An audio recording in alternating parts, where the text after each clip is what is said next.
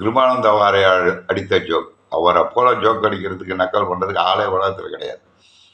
அதாவது நீ ஒருவனுக்கு உதவி செய்தால் பலர் உனக்கு உதவி செய்வார்கள். இதுக்கு ஒரு சின்ன கதை சொல்றாரு.